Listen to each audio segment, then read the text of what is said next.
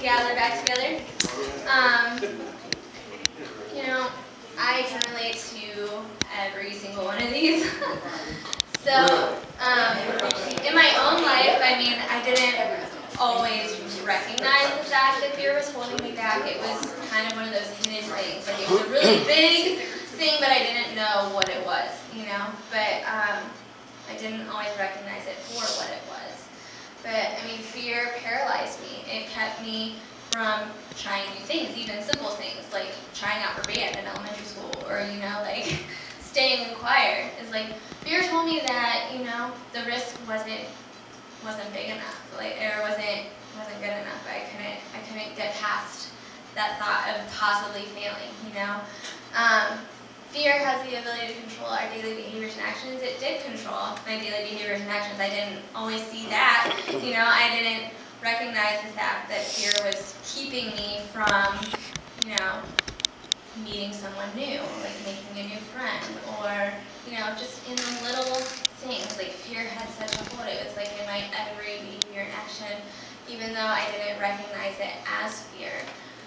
Fear has the ability to prevent us from making changes. It kept me from, you know, it kept me from looking for new jobs, even like in my 20s. Like, I was afraid to find a new job because, you know, what if I fail at that new job? Or, you know, there's so many unknowns involved in that, and it was too scary. Like, it was too scary for me, so I couldn't make that step.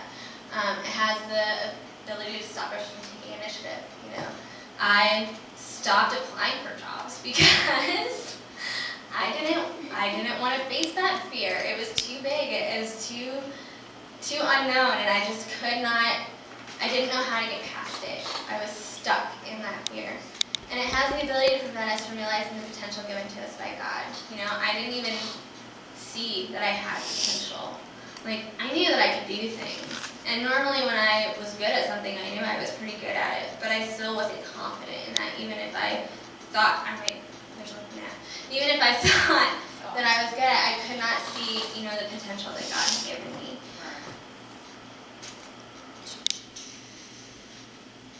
Alright, so this is kind of where the Israelites are at, you know, they're stuck. They are terrified, they're afraid, they're paralyzed, they're stuck in their tents, with no hope of survival. They can't see past this huge giant that is before them. And they've allowed their fear to take control, and it's begun to control their actions. Now they're just hiding in that fear. And we're going to pick it up in verse 16. Each morning and evening for 40 days, Goliath took his stand and made his speech. So, do your fears come back on a regular basis to remind you of their presence? For 40 days, the Israelites would line up for battle.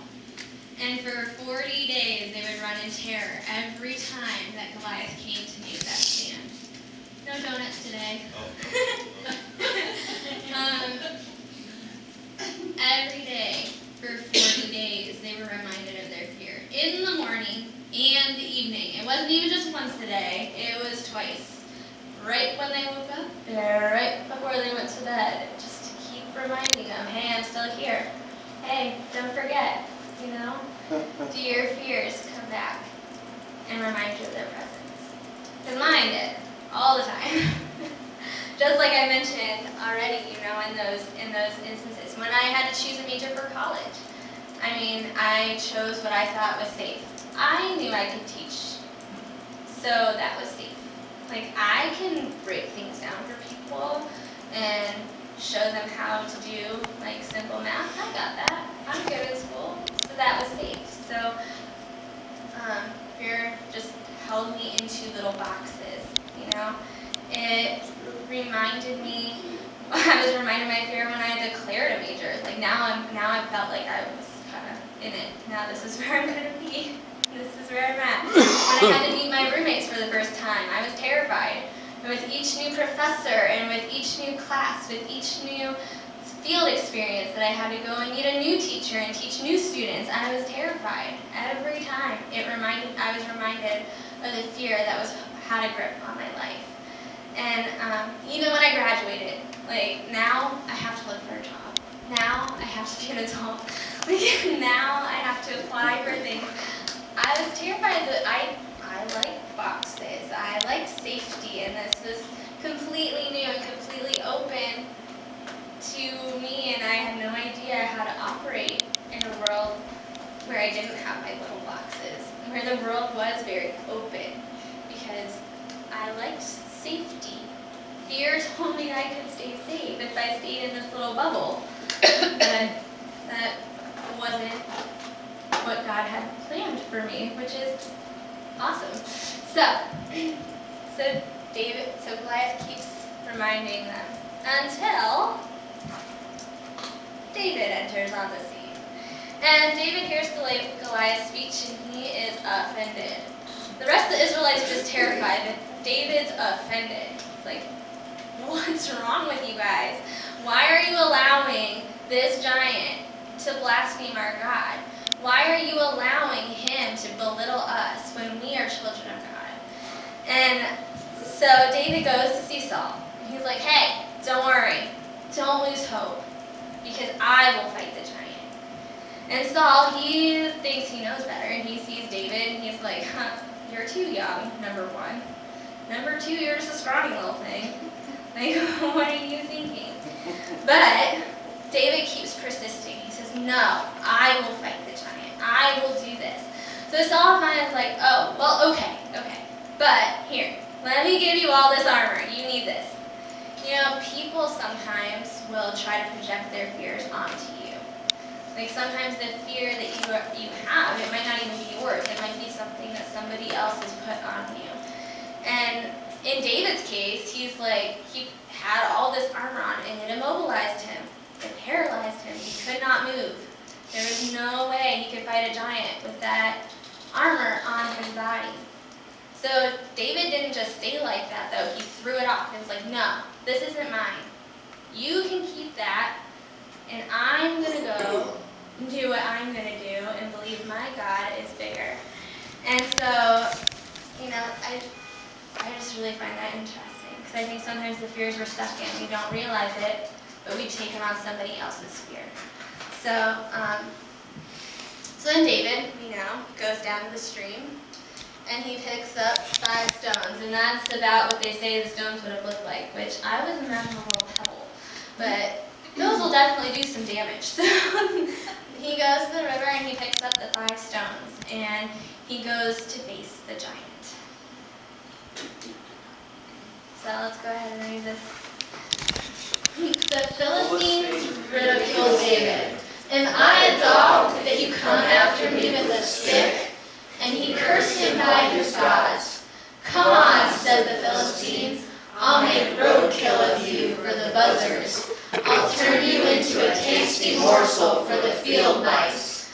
David answered, you come at me with sword and spear and battle axe. I come at you in the name of God of the angel armies, the God of Israel's troops, whom you curse and mock.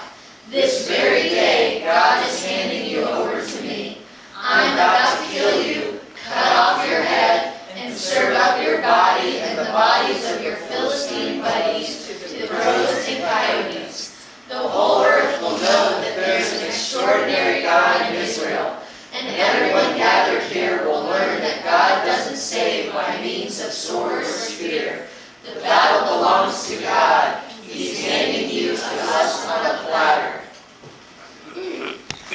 Wow. I mean, how is it that David is able to face the giant? The answer is God. He didn't go alone. He went and he took his God with him.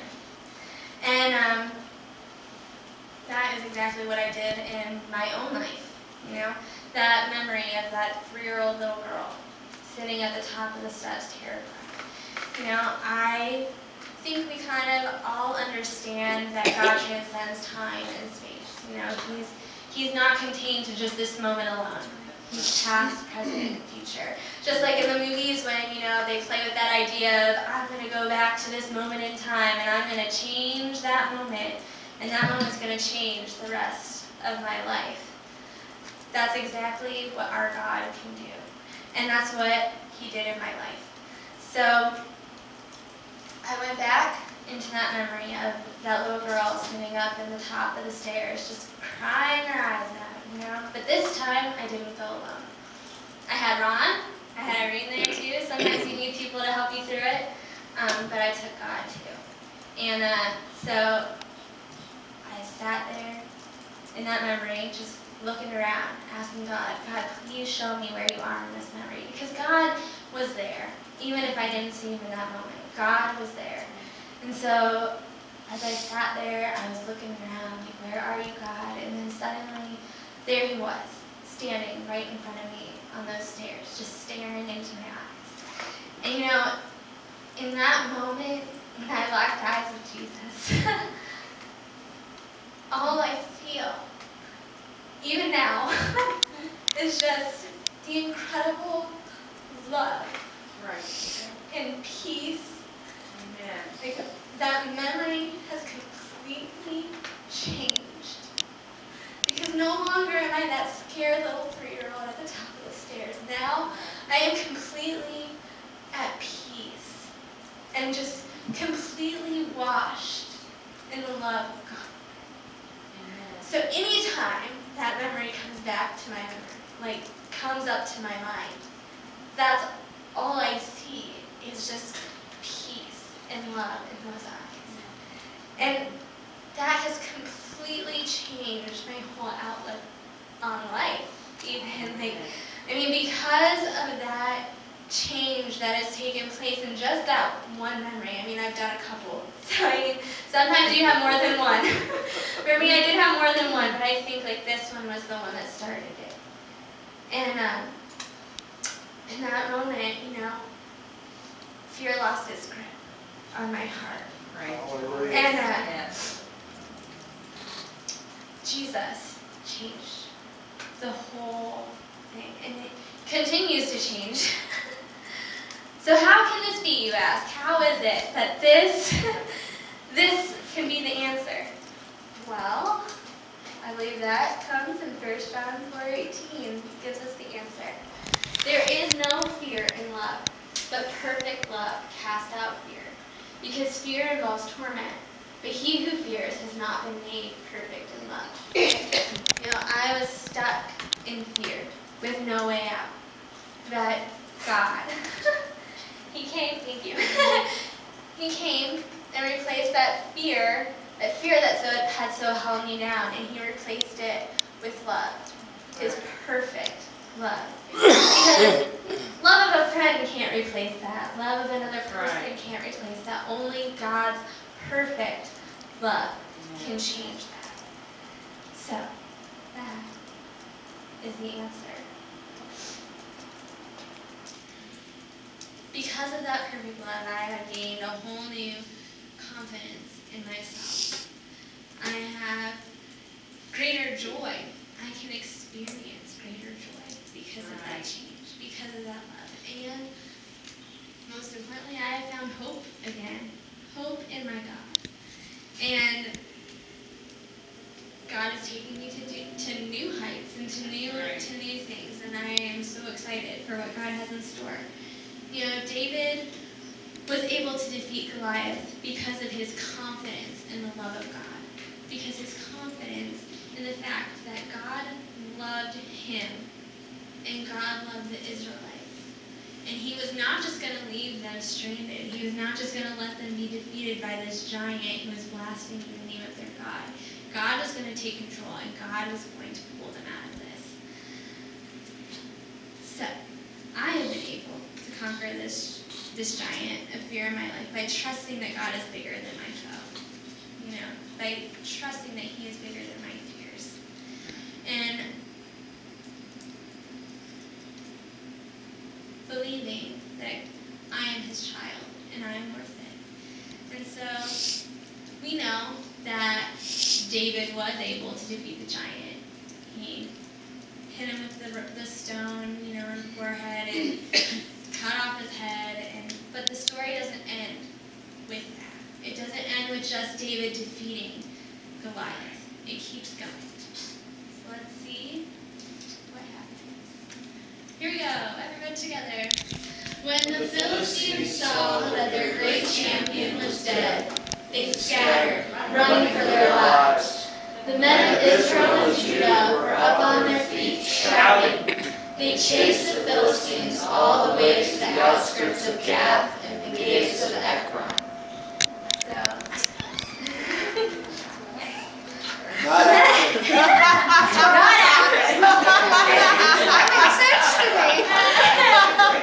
That makes sense to me right there. Now I understand. So the freedom of fear was not just David's alone. It extended onward. It went to the whole camp of Israel. The whole camp was suddenly aroused. They were suddenly aroused to pick up their swords and go after this enemy because they had new hope.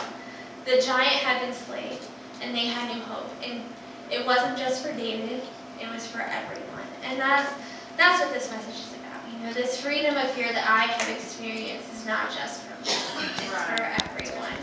And so I am going to offer that same freedom to you. You know, is fear keeping you in your tent? Is fear so big that it keeps reminding you of its presence and is keeping you from the freedom that God desires to give you? Or maybe like me, you don't even recognize that fear is a part of your life right now.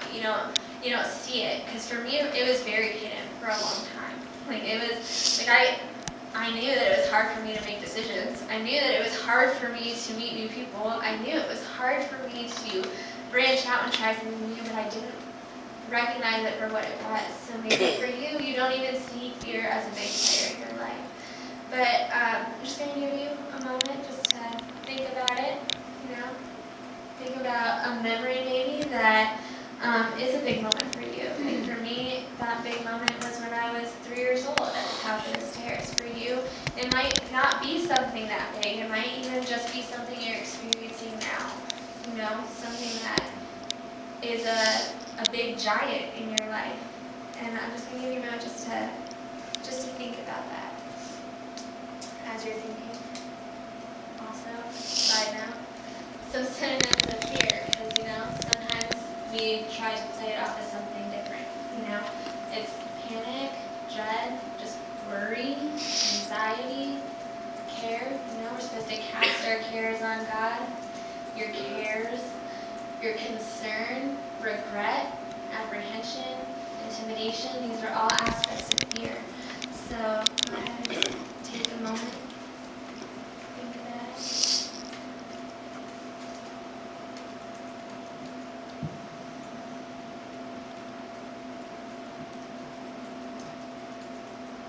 You can ask God maybe to show you a moment.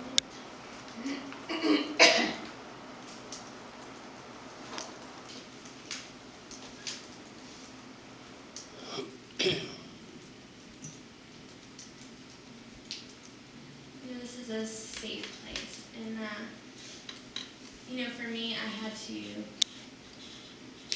have somebody point it out to me that I needed free in this area. And like I said, I did not face it alone. I met with Ron and I met with Irene, and they helped me walk through this process. And I'm going to go ahead and just walk you through the same process they took me through. If you have a memory, that's awesome. If not, think on it this week. Because it's worth it to be free. And it wasn't really fun for me. I will say that. It's not really fun to face your fears or face the things those big memories that have caused pain in your life. But the end result is very freeing, and it's worth it. So, I'm just going to go ahead and take you through that process. So just go ahead and close your eyes, even if you don't have a memory. Just if you need to hold the hand of the person next to you to help you out, support is awesome. So I'm just going to pray real quick. God, I just thank you for the work that you've done in my life, for the freedom that you've brought into my life, and that, God, that I'm able to share that with the people around me. And so, God, I just ask that you would to help them, God, and thank you that this freedom is expanding out beyond just me, just like with David and Goliath. It didn't just stop at David, it continued on. So if you have that memory, just go ahead and start going back into that memory. But this time, you're not going to go alone. This time, take Jesus with you. Start looking around. And as you feel those familiar feelings, those familiar thoughts and emotions that are running through your mind, just put those to the side for a moment and just look around. Find Jesus in that moment. Just going to go ahead and be quiet here so you can take that in.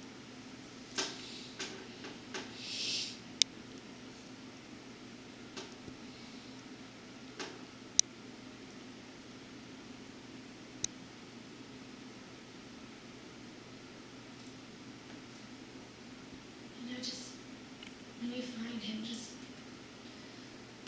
take a moment and just be with him, Just bring him closer.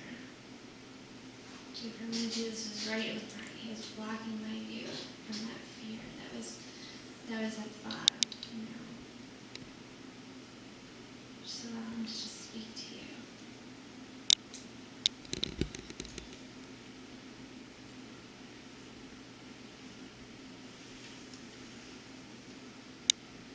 God, I just thank you for the work that you're doing here, God, and for the people you put in my life to help me find those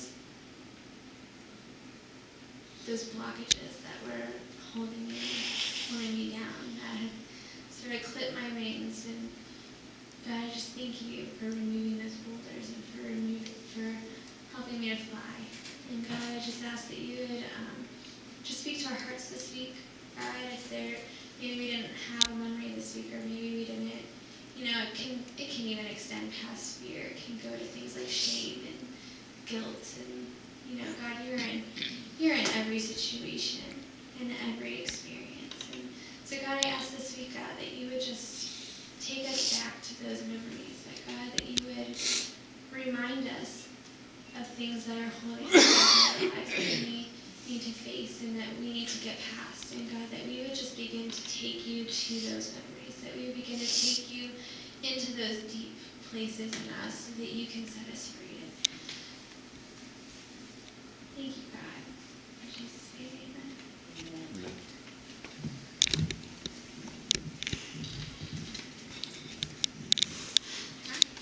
God is using you, Carrie. God is free, Carrie. Let's thank God.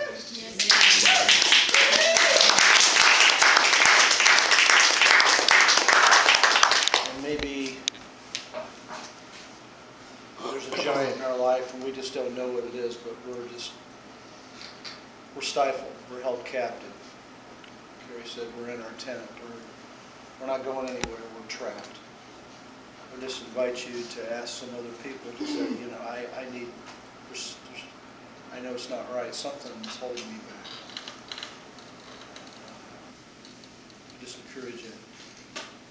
You did a great job, Carrie. Thanks. God's using you. Amen.